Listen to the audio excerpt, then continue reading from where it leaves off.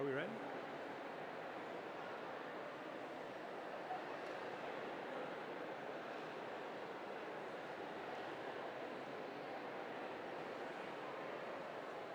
Welcome, everyone.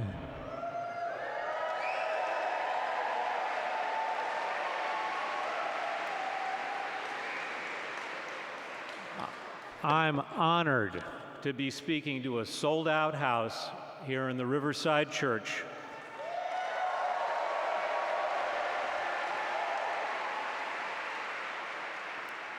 An historic New York institution where tonight we are celebrating the launch of a very important new book, Bernie Sanders' Guide to Political Revolution.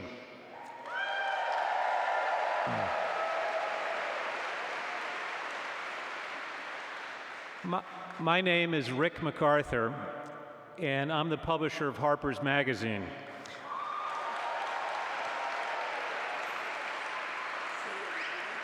Which is the main sponsor of this event, and most decidedly not a part of the corporate media that Senator Sanders so forcefully denounces.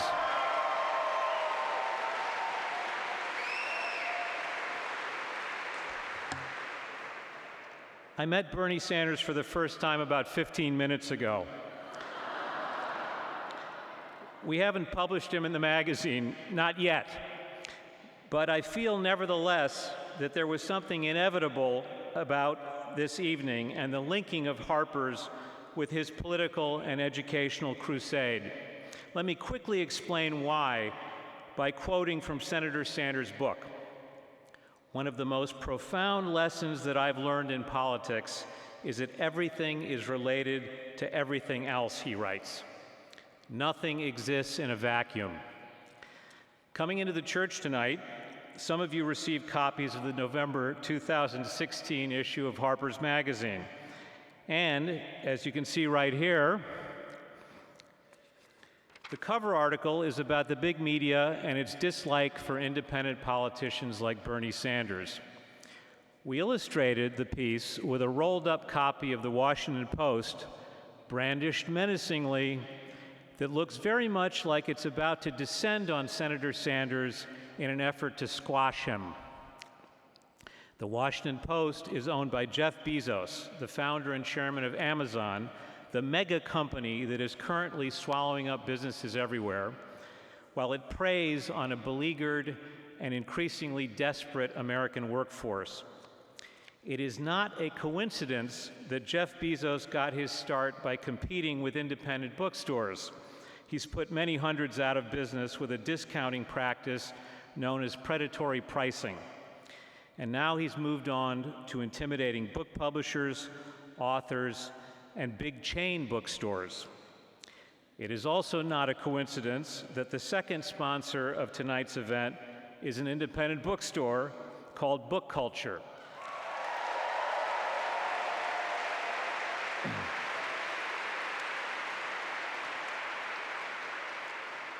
Located on Columbus Avenue between 81st and 82nd Streets, of which I am the proud part owner. Jeff Bezos would like to squash book culture and its independent spirit, just as he would like to squash Bernie Sanders and his independent spirit. Well, guess what? Our pushback locally on Columbus Avenue, like Bernie Sanders' his pushback nationally against the corporate political system, has been remarkably successful. We haven't won yet. We need your support, but we're winning. And the counterattack against Amazon continues right here and right now.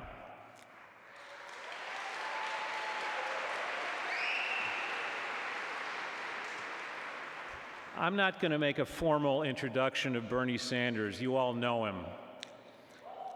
But there's one biographical detail you might not know about the senator that I want to emphasize.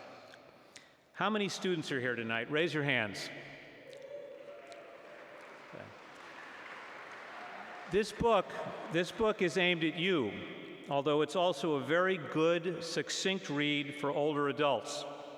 As the father of two students who are in the audience, my daughters Sophie and Emmy, I recommend it wholeheartedly to every parent, not only as a guide to political reform, but also as a guide to civic life. Senator Sanders is a graduate of James Madison High School in Brooklyn.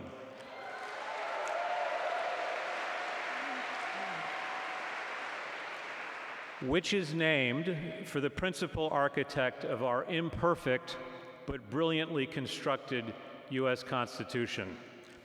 In his autobiography published last year, Senator Sanders doesn't wax sentimental about high school or his early education. Indeed, it sounds like running track at Madison was as important to him as anything else he did. But something you should know is that every day Bernie Sanders entered his high school building, he passed under an inscription by James Madison that goes like this: "Education is the true foundation of civil liberty." Please take that to heart and cherish and nurture your education. Understand that education, using Bernie Sanders' book and every other means at your disposal, is the best path not only to true citizenship, but also to personal freedom and integrity of thought. The man I'm about to present is one of the finest products I know of Madison's dictum. He took it to heart, and he never stops learning. Whether he should already be the President of the United States,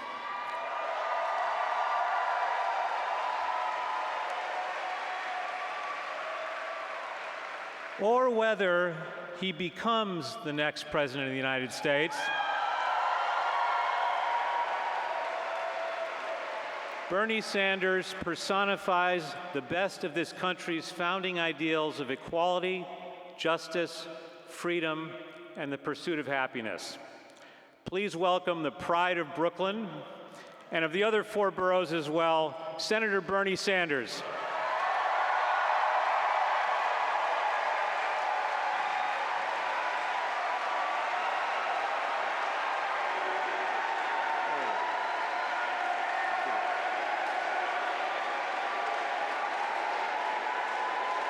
Thank you.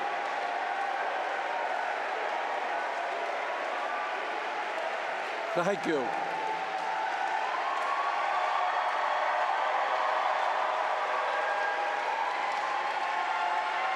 Thank you.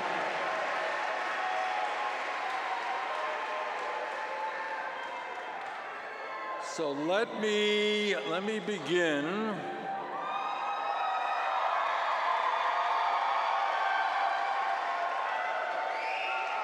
by reminding everybody here today, and what a fantastic turnout this is, just to remind all of you that the political revolution is not Bernie, it is you, each and every one of you.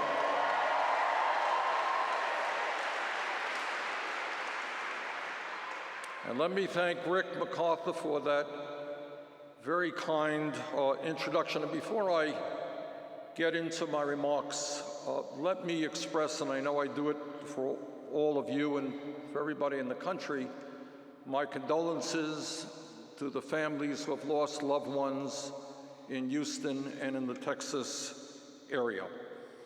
We had a flood, terrible flooding in Vermont a number of years ago, and I visited families who had lost their homes. It is a very unpleasant, painful situation. If there is any silver lining, however, in what is going on in Texas today in terms of that devastation, it must be the profound reminder that we are one nation, and that the American people and Congress will not turn our backs on the suffering and destruction now taking place in Texas.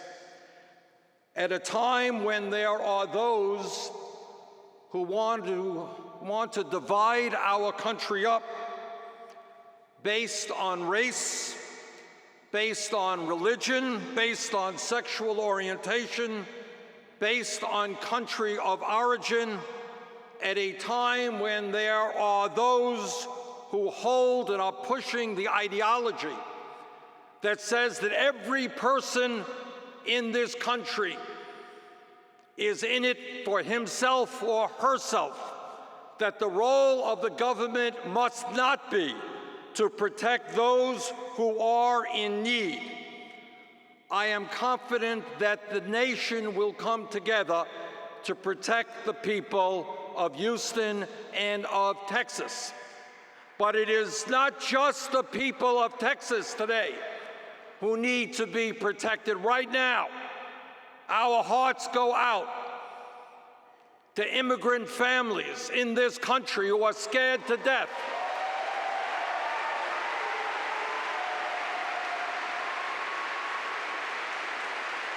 To the young people on the DACA program, for whom the United States is their home and there is no place else to go.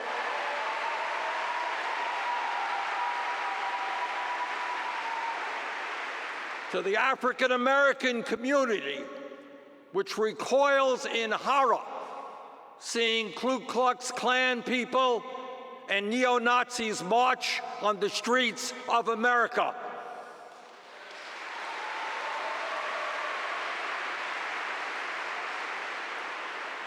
To the gay community, and to all of us who respond with unbelief, disbelief, at a president who wants to deny transgender people the right to serve in the military.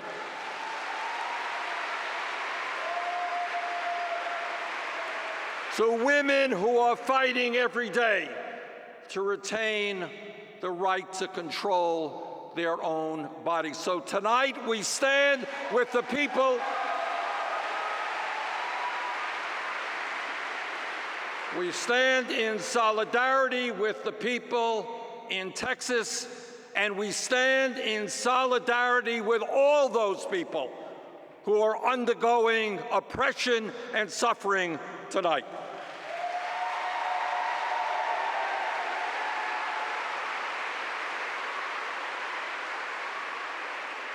I feel a little bit humbled standing here in the beautiful Riverside Church. It's the first time I've been in this church. And I am reminded, as many of you know, that 50 years ago, a few months ago, 50 years ago, Dr. Martin Luther King Jr. delivered a courageous and powerful speech right here regarding the Vietnam War.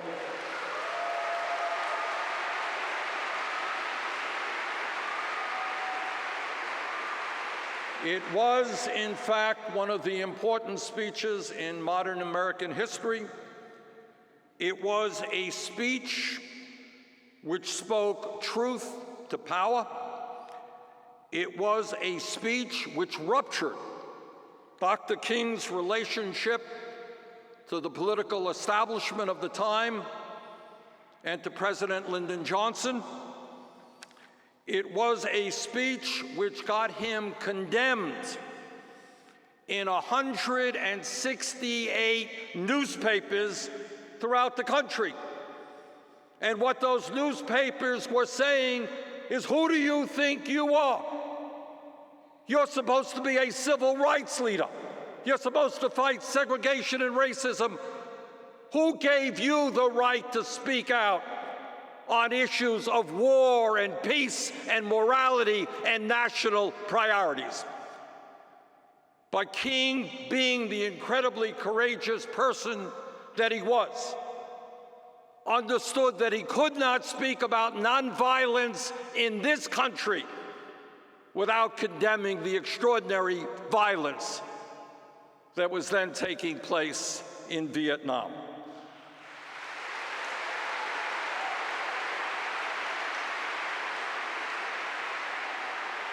And that was a speech which played a significant role in rallying the American people to end that tragic war and to help us understand the lesson we still must understand, and that is the tragic cost of war, not only in dollars, but to the men and women who are forced to fight those wars.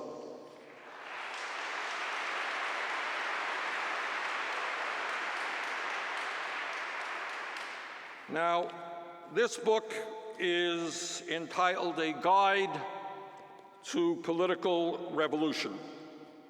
Why did I write the book? And the answer, good question, I don't know.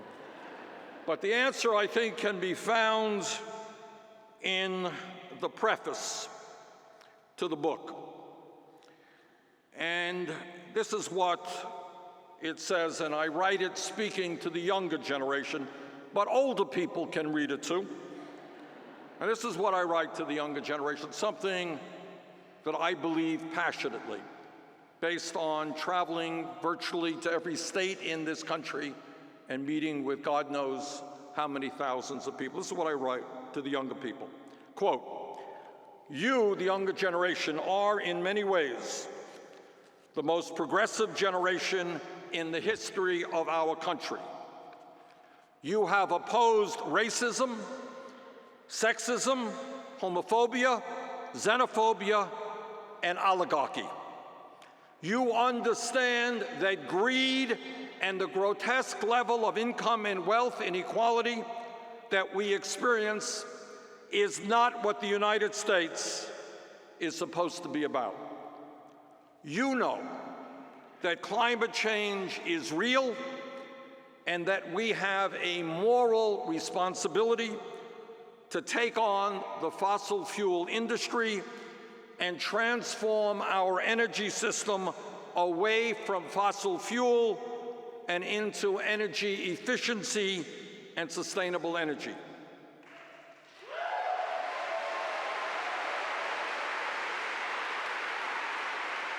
And then I continue in the preface by saying what this book is about, and why I'm here tonight, is about converting that idealism and generosity of spirit into political activity. And when you do that, I have no doubt but that you and others like you will create a lot better world than the one my generation left you." End of quote.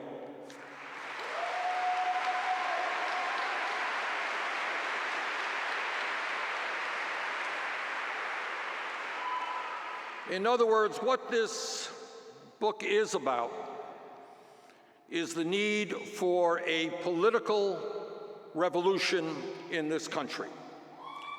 What it's about is the need to transform. It's not just about winning elections. You need to win elections. But what is more important is the need to transform this country economically, politically, and socially. And the energy and idealism of young people will play, and is playing today, an integral role in making that revolution. Now,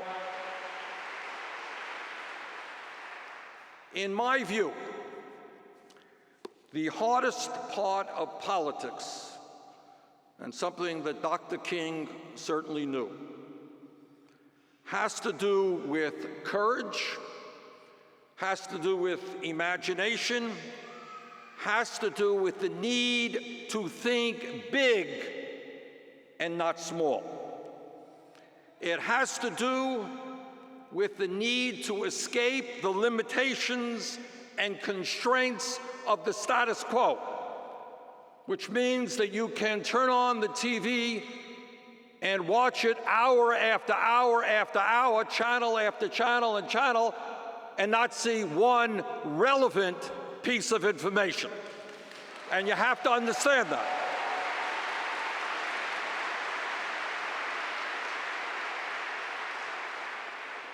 It has to do with the need to reject as normal what we see every day around us. It has to do with the need to maintain a deep sense of outrage at what we see around us in this country and in the world. It has to do with the need to understand that the emperor, in fact, has no clothes,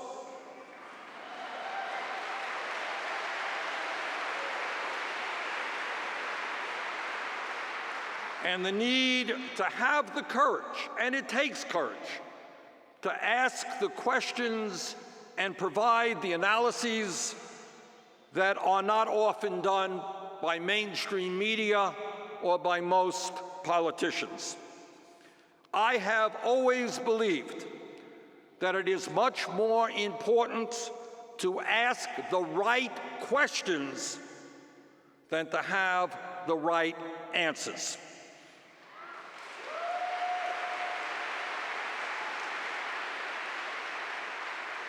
It is more important to provoke debate on issues that, for a variety of reasons, are often swept under the rug, rather than to provide answers to questions which may not be, in the great scheme of things, all that important.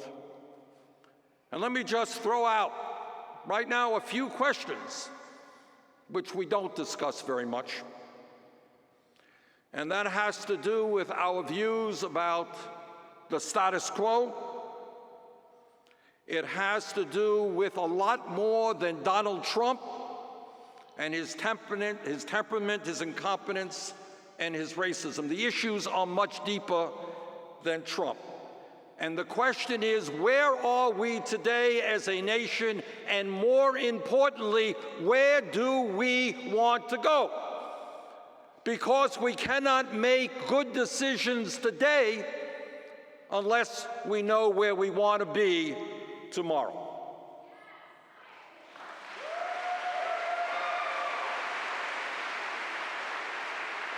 And let me throw out one issue which I talk about often, and I'm glad to see there has been in recent years more discussion, but not enough discussion. And that has to do with the grotesque level of income and wealth inequality in this country and around the world.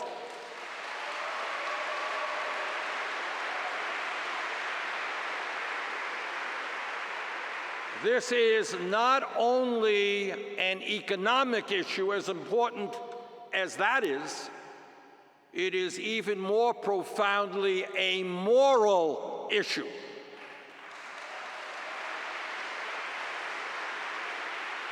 And it is an issue that we cannot and must not shy away from. Let me give you an example, just an example. Today,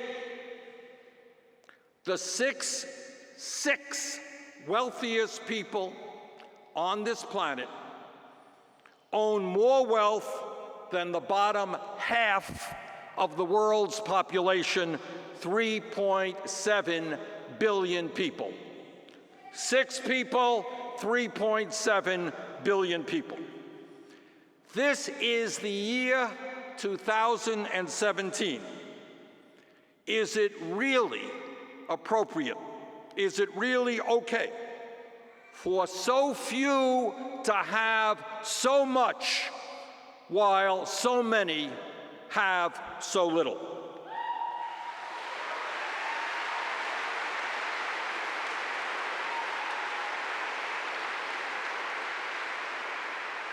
And this is one of the issues we just accept and we take for granted.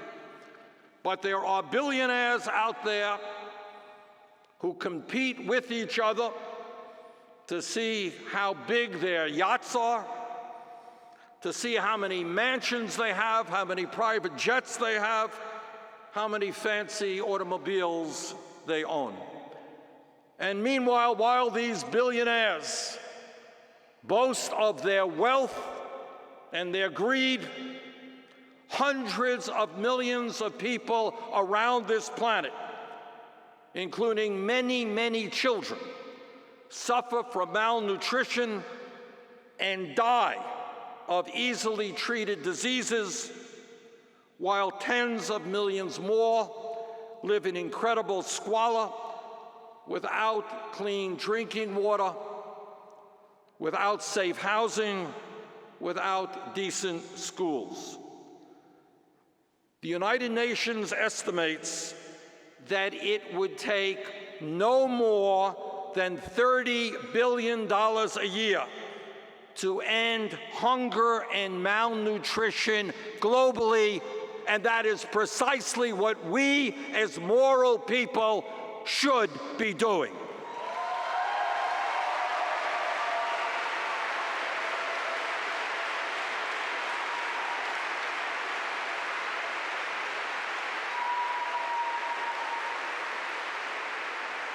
$30 billion a year to end hunger and malnutrition.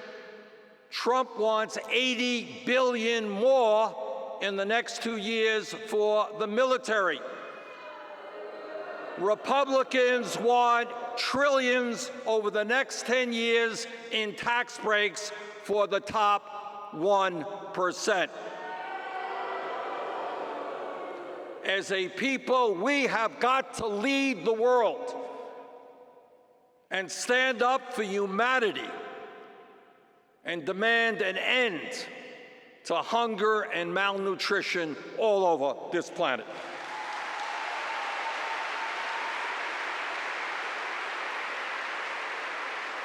And when we do that, and when we reach out to the poor and the hungry all over this world, we become more human. We become better people.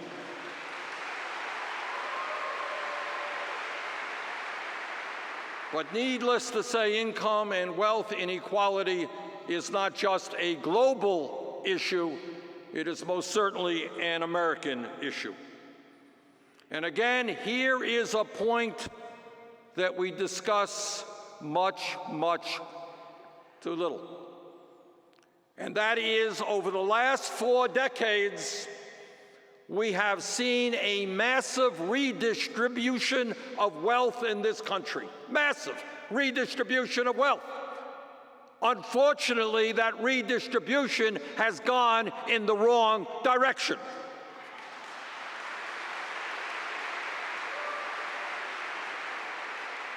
Over the last 40 years, the middle class of this country, once the envy of the entire world, people look to America and say, look at that middle class. That middle class, for the last 40 years, has been shrinking, and there has been a massive shift in wealth from working families to the top 1/10 of 1%. I'm not even talking about the top 1%. Top 1/10 of 1%. 38 years ago, the top 1/10 of 1% owned about 7% of the nation's wealth. That's a lot. 1/10 of 1%, 7% of the nation's wealth. Today, that same 1/10 of 1% owns 22% of the nation's wealth. In fact, the top 1/10 of 1% now owns almost as much wealth as the bottom 90% of the American people. We need to stand up and be as clear as we can be in stating that that is not what this country is supposed to be about.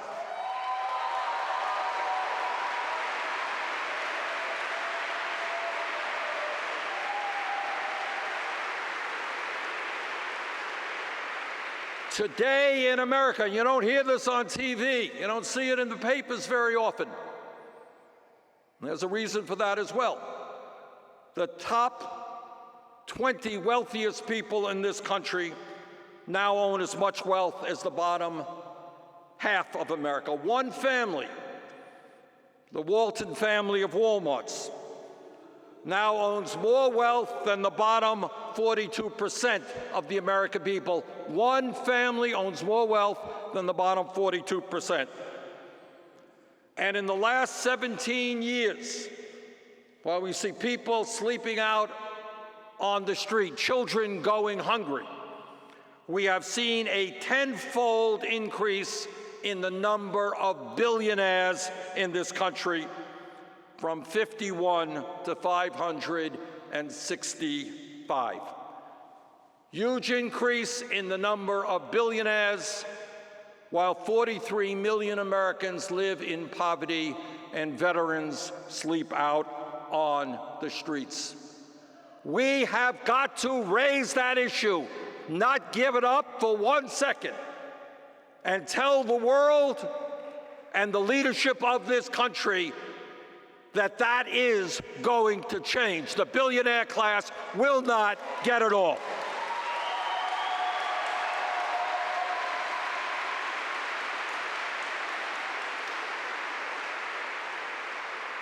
And I am asked every other day, I go on a radio show or whatever, and somebody says, Senator, how come Trump won? How did it happen? And I will tell you the reason why. It is a mistake, a serious mistake in my view, to believe that all of Trump's supporters are racist or sexist or homophobes. If you think that, you're missing the major point. As I have said many times, and I repeat today, not everybody, especially my colleagues in Washington, are happy to hear this, it wasn't that Trump won the election, it was that the Democratic Party lost the election.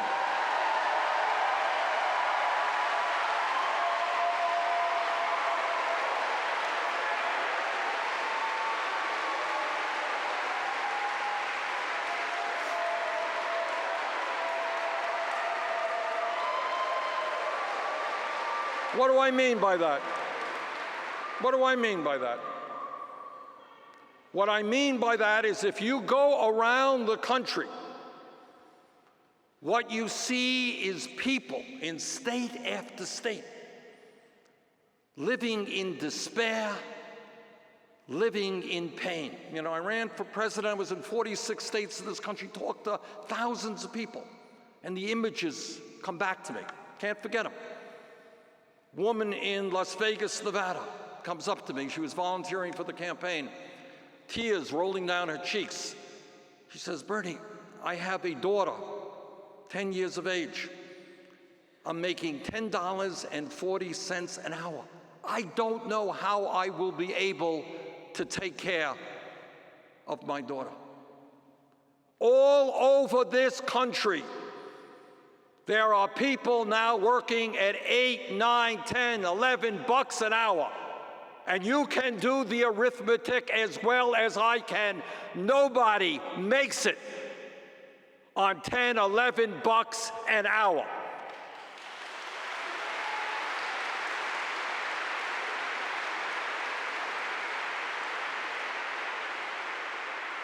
And Trump in his campaign stands up and he says, I see that pain. I hear your pain. I'm going to take on the establishment. Well, as we all know, Trump is a pathological liar.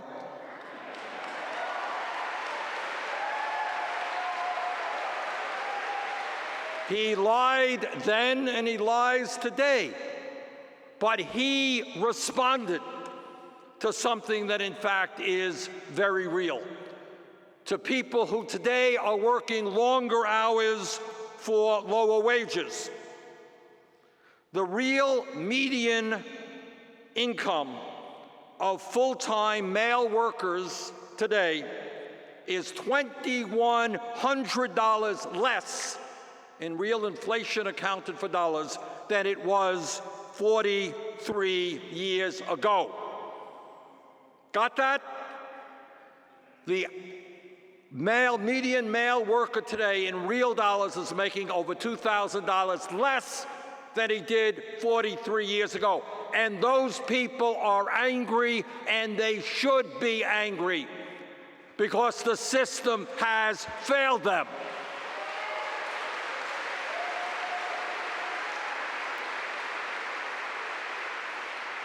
Over the past decade, a staggering 81% of American households saw flat or falling incomes. So what the campaign becomes is people all over this country and in my state and here in New York working 2 or 3 jobs. Mom is out working, dad is working, the children are working, yet 52% of all new income is going to the top 1%. And people are asking, why? Why do I have to work 50 or 60 hours a week? Why can't I find in New York or Vermont affordable childcare so that when I go to work, I know that my kid is in good hands? Can't find that. Why is it that if I'm 60 years of age, I may be one of the 50% of older workers in America who has nothing in the bank as they approach retirement? Or maybe I am retired, and maybe I'm on Social Security, and I'm trying to get by on $12,000, $13,000, $14,000 a year. Or maybe I'm a kid whose heart was set on going to college, but finds out that she can't afford to go to college because it's too expensive. Or maybe there's another young person who does graduate college, and they find themselves $50,000 in debt, or if they go to graduate school, maybe a few $100,000 in debt, earning $15 an hour. Or maybe that's one of the 28 million people who have no health insurance in America today. Or maybe the even greater number of people who do have health insurance but have high deductibles and high co-payments and can't afford to go to the doctor when they need to. For many, many years, Democrats have turned their back on that pain and on that reality.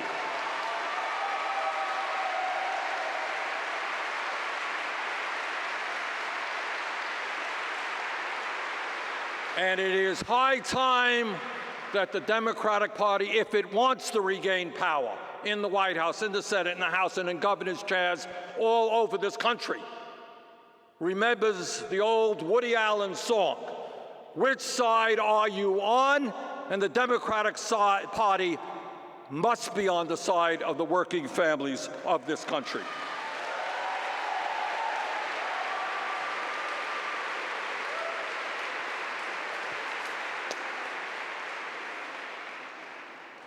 But the issue that we are dealing with, and which this book touches on, is not just economics. It is not just the collapsing middle class. It is not just 43 million people living in poverty. It is not just the grotesque level of income and wealth inequality. That is bad unto itself. But all of that translates itself into the creation of a corrupt political system in which billionaires today are undermining American democracy and are buying elections because of their wealth.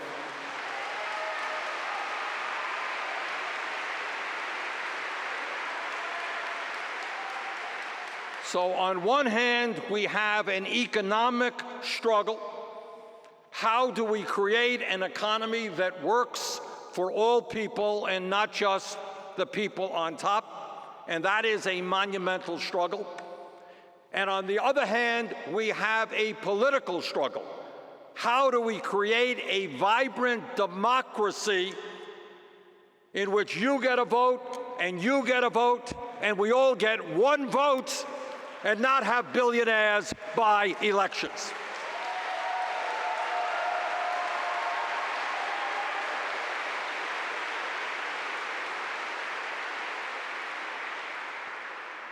Now, in terms of economics, the economics becomes political because progressives are not going to get elected unless they talk about the issues and fight the issues that working class families want to hear.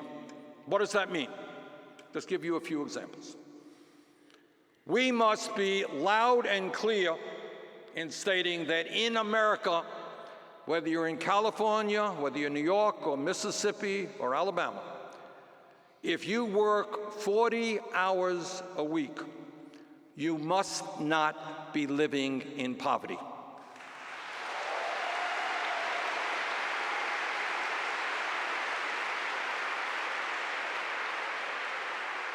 Is that a radical idea? I don't think so. I think that the minimum wage, which today is $7.25, is a starvation wage, must be raised to a living wage, $15 an hour.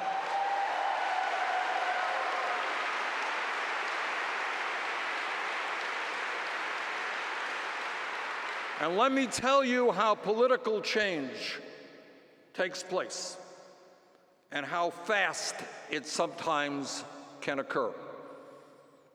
If I was here 5 years ago and I said I was going to introduce, as I have, a minimum wage legislation calling for a $15 an hour, people would have said, well, Bernie, you know, that's a great idea, but you know what? Minimum wage is $7.25. You're crazy if you think we're going to double the minimum wage. It just can't happen. But the way change takes place now and has always taken place, it's not when the people on top decide to make things happen. It's when the grassroots begins to move and demands that change.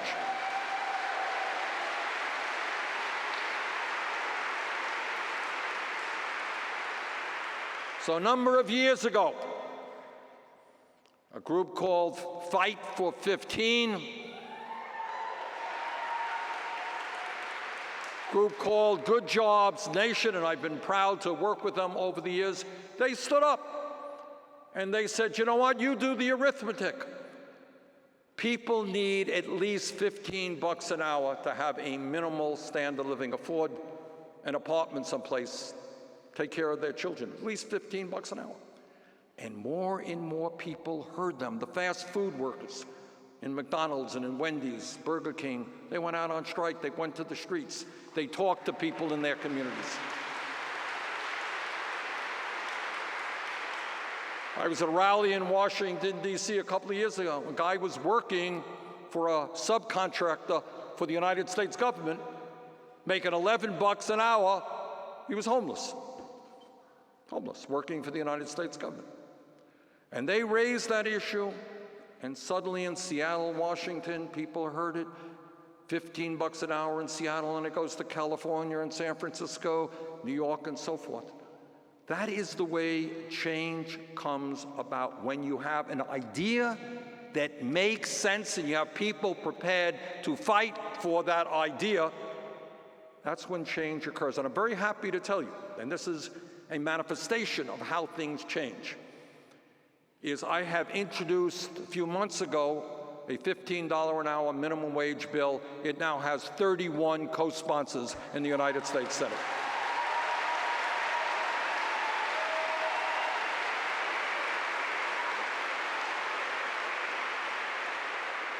So when we talk about the economy, what we say is, if you're working 40 hours a week, you don't live in poverty. Minimum wage becomes a living wage. Then we say something else. We say that there is something absurd that in the year 2017, women are making 79 cents on the dollar compared to men.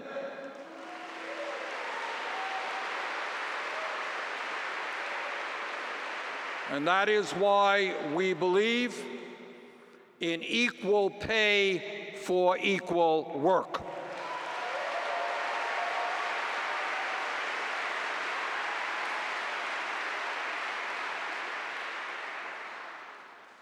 And then we talk about the need in the economy to create decent paying jobs. Well, how are you going to do that? Anyone who drives the streets or the roads of this country or goes over bridges that are in massive disrepair, or understands what goes on in the water system in Flint, Michigan, and many other water systems around this country.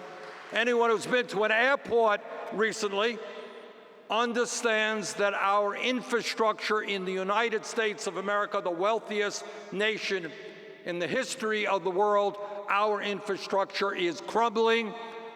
A $1 trillion investment creates 15 million good-paying jobs rebuilding that infrastructure, and that's what we should do.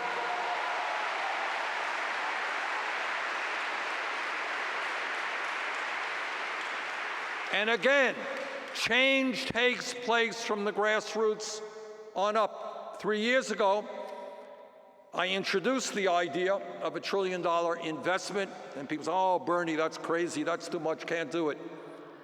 That was 3 years ago. Today, there's widespread agreement, even among the Trump people, that we need $1 trillion to rebuild our infrastructure. And then when you talk about the economy, and you're on the economy, what everybody in this room knows is that the good-paying jobs out there require a significant amount of education. By and large, a high school degree no longer, with some exceptions, will get you a job into the middle class. And that is why I believe that in a highly competitive global economy, we must make public colleges and universities tuition-free.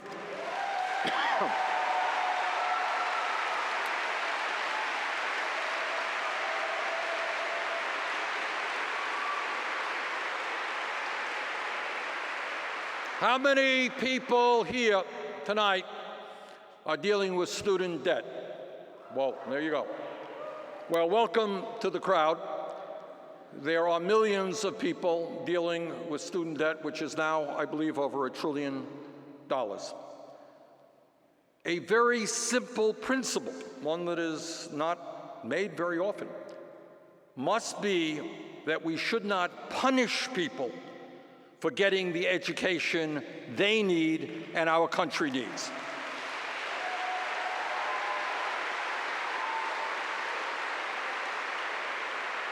And that is why we have got to significantly lower student debt. Now, people say, well, Bernie, you know, you're just a nice guy and you're giving away all of these free things. You want public colleges, universities, tuition free. You want to lower student debt. How are you going to pay for it? It's an expensive proposition, and it is. It's about $700 billion over a 10-year period. I will tell you how. The time is now to impose a tax on Wall Street speculation.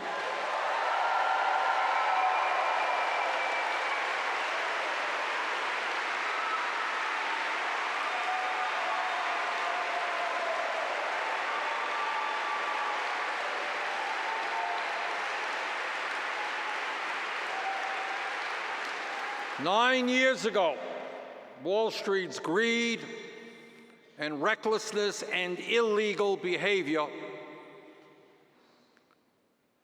caused horrific misery to millions of Americans who lost their jobs, they lost their homes, and they lost their life savings. The middle class of this country and the working people of this country bailed out, against my vote, Wall Street.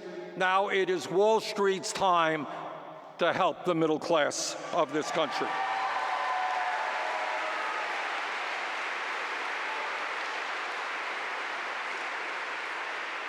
And when we talk about the economy, and when we talk about human rights, we've got to raise another issue that for many, many years was kind of pushed underneath the carpet.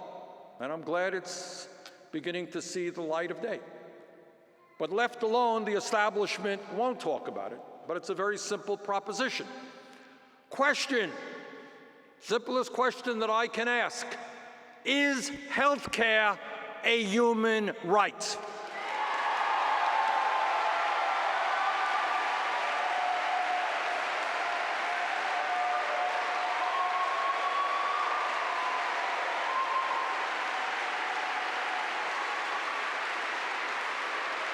It is.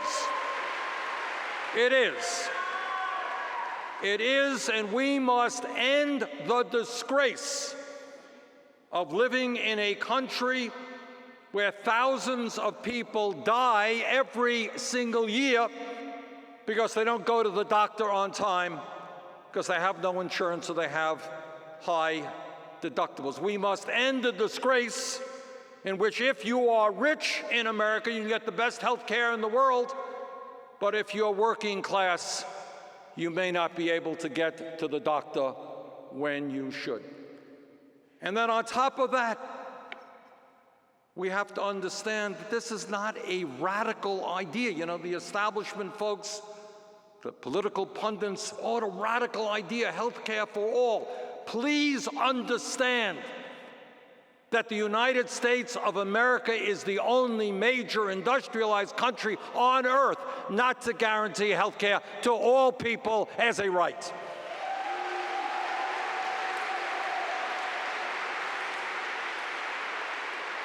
I live in Burlington, Vermont, 50 miles away from the Canadian border.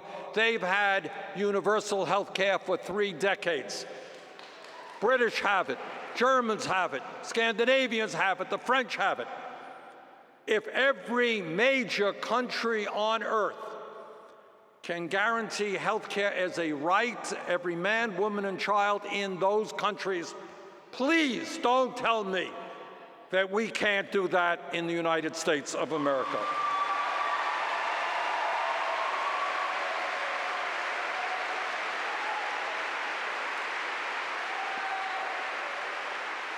And if you are a conservative business person, ask yourself the following question: how does it happen that our dysfunctional healthcare system ends up costing us almost twice as much per person as do the systems in Canada and in Europe?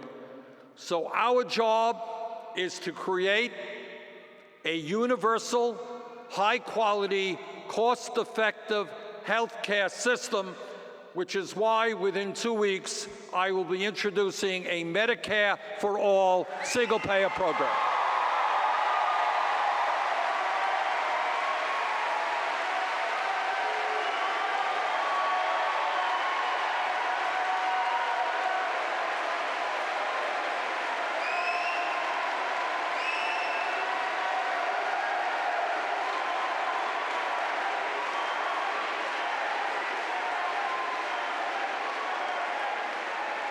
And I want you all to think, and this is again thinking outside of the box a little bit.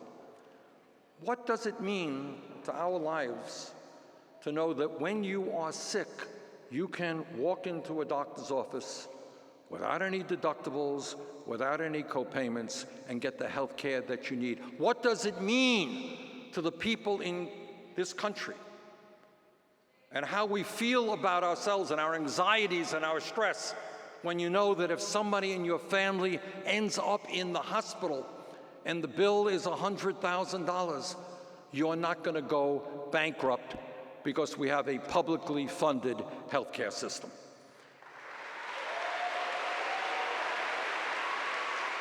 What does it mean if you are an employee right now who is on a job not because you enjoy that job, but because your employer provides decent health insurance? What does it mean when the American people become unleashed from employment that they don't want to be at because they will have health insurance as a right?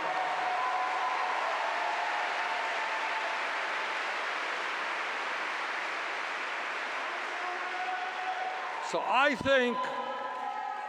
think the time is long overdue that we as a nation had an economy and a government that represented all of us and not just the 1%. And I think that is not only the moral thing to do, I think that that is not only good economics, I think it is good politics.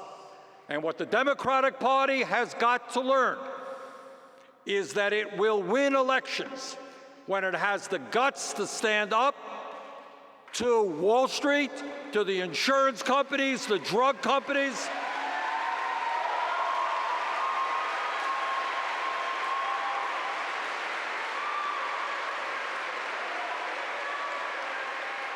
and the fossil fuel industry.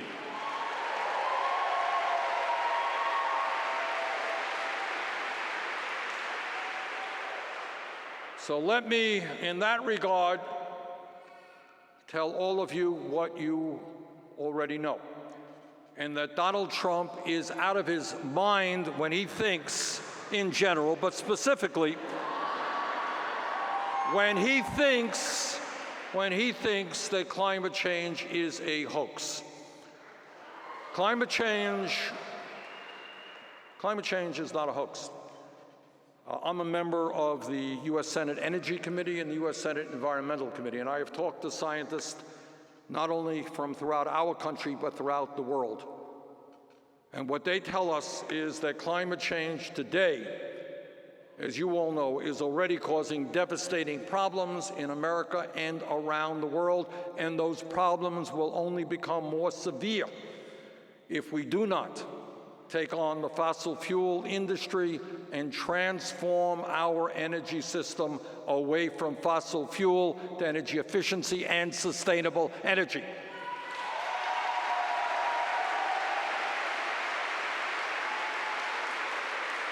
And by the way, when you do that, you're going to create hundreds of thousands of good-paying jobs. And what the fossil fuel industry is doing today is exactly what the tobacco industry did 50 years ago. They are lying and lying and lying and putting their short-term profits ahead of the planet and the lives of our children and our grandchildren. When we talk about where we are as a nation, what Donald Trump and his friends are about is, for very cheap political reasons, trying to divide us up based on the color of our skin, our religion, the country where we came from, or our sexual orientation. That is what demagogues always do.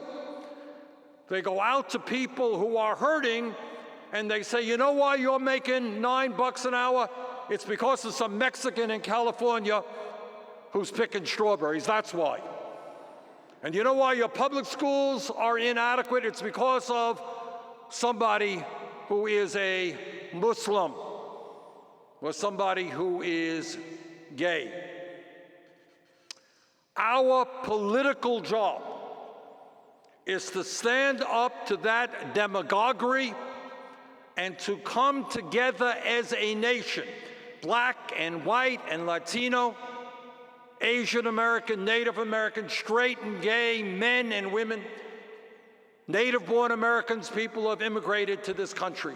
Our job is not to allow Trump and his political allies to divide us up. Because when we stand together,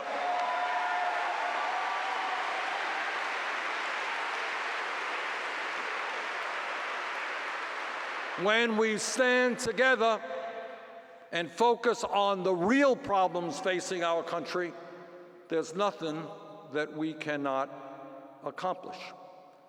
And that means, among other things, especially in this moment, we have got to stand with the 11 million undocumented people in this country.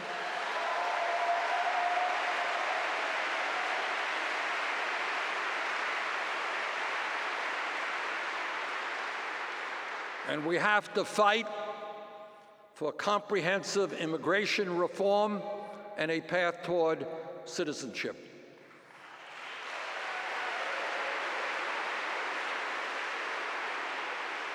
There are some 800, 900,000 young people in our country who are today in the DACA program, people raised in the United States who know the United States as their home.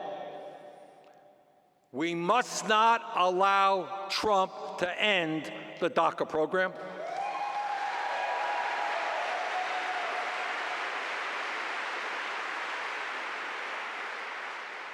Today in America,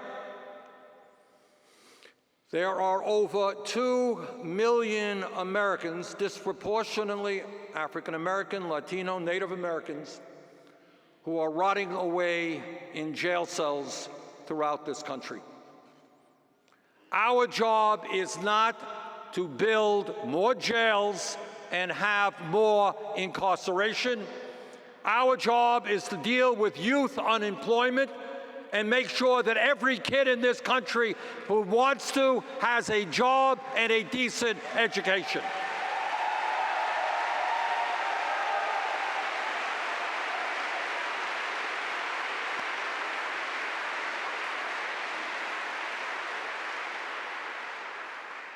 Now, I know that turning on the TV and reading the papers nowadays can become a very depressing exercise and a frightening exercise. But I want to tell you from the bottom of my heart, as somebody who has had the privilege to run for president, somebody who has visited 47 states, 48 states in this country. We didn't make it to Alaska or to Hawaii. And I have talked to well over 1 million people in meetings like this and in larger meetings. And what I want to tell you from the bottom of my heart, forget what you see on television, the vast majority of the American people are decent people who want good things for their children and good things for our environment and our planet.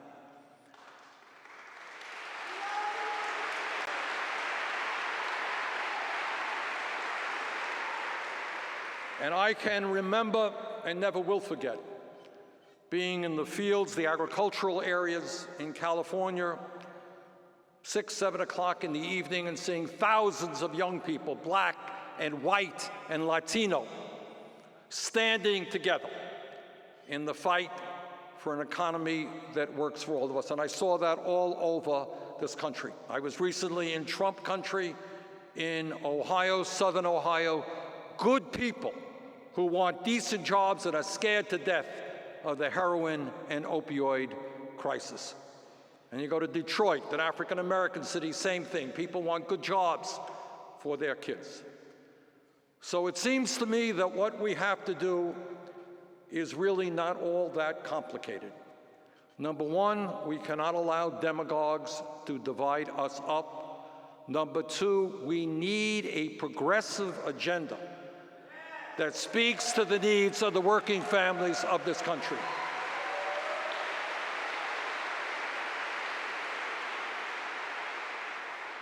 And number three, we need to make a commitment to this country in a way that perhaps we have never done it before. I think, and I don't mean to be overly rhetorical here, but my dad came to this country at the age of 17 from Poland, and he escaped just terrible, terrible poverty and anti-Semitism and everything else. Came to this country, never made any money. We lived in a 3.5-room rent-controlled apartment in a foreign country called Brooklyn. You guys know where Brooklyn is. All right. So he never made any money, but he was the proudest American that there could be because he saw this country giving him the opportunity to raise 2 sons that would have been impossible from where he came from. We should be proud to be Americans. We have got to stand up to those people who want to destroy everything that is great in this nation. We have got to bring our people together and have the courage to take on the greed of people whose greed has become a sickness, unquenchable. People who want more and more and more until they have it all, prepared to step on everybody in order to get another $1 billion. It's not easy. The struggle is not easy. They have the money, they have the power, they have the media.